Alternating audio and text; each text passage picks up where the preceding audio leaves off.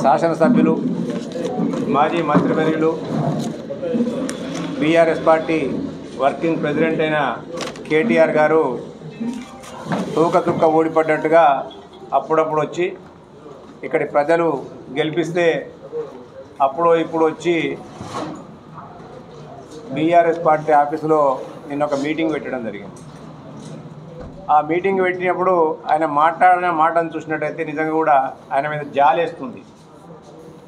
గత సంవత్సరం డిసెంబర్ 3వ తారీఖున తెలంగాణ ప్రజలిచ్చిన ఒక విలక్షణమైన తీర్పుతోని ఆయనకు దిమ్మ తిరిగి బొమ్మ కనబడి మతి భ్రమించి ఇలా భూమి కింద పీఠాలన్నీ కూడా కదిలిపోయి ఆయన అడ్డగోలుగా మాట్లాడుకుంటూ వేండి వాళ్ళ ఎంతసేపు బుకాయింపు ధోరణిలో ఆయన మాట్లాడే విధానం అంతా కూడా ఒక బుకాయింపు ధోరణిలో ఉంటుంది. వాళ్ళ పిట్ట కథలు కట్టకథలు చెప్పుకుంటూ ప్రజలను వాళ్ళ నాయన ఆ రోజు తెలంగాణ ఉద్యమంలో ఏ విధంగా పిట్ట కథలు కట్టుకథలు చెప్పి తెలంగాణ ఉద్యమాన్ని నడిపించి ఆయన పుణ్యాన వాళ్ళ నాయన పుణ్యాన ఈయన ఎమ్మెల్యే అయిన తర్వాత ఈ ప్రాంతానికి ఒరగబెట్టింది ఏం లేదు. ఆయన ఇక్కడ ఉన్న అవినీతి భాగవతాన్ని కొంతమంది మీడియా మిత్రులు ఉన్నది ఉన్నట్టుగా మాట్లాడుతుంటే ఆయనకు పిచ్చి లేచినట్టయి ఆ మీడియా మిత్రులపైన అనేకమైన అవాకులు చెవాకులు పేర్చడం జరిగింది. ఇవాళ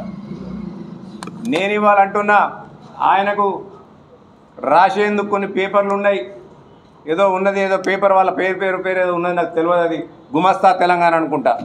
ఆ గుమస్తా తెలంగాణ గుమస్తా ఛానళ్ళు అలాగే కొంతమంది పెంచి పోషించిన యూట్యూబ్ ఛానళ్ళ ద్వారా మా గౌరవ ముఖ్యమంత్రి పైన అనేకమైన అవాకులు చెవాకులు పేలుకుంటూ వస్తాం. అయినప్పటికీ మేము ఎప్పుడు కూడా సమయాన్ని కోల్పోలేదు.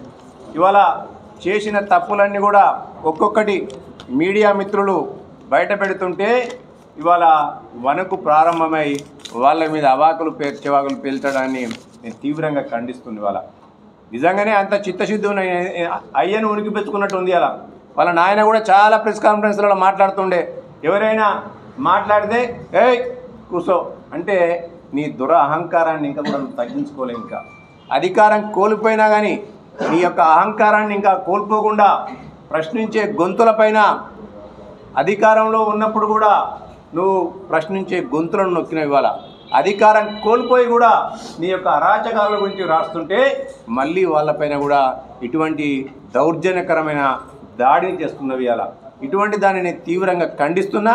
తక్కిన విషయాలన్నింటి కూడా పెద్దలు ప్రభుత్వ వైపు ఆది శ్రీనివాస్ గారు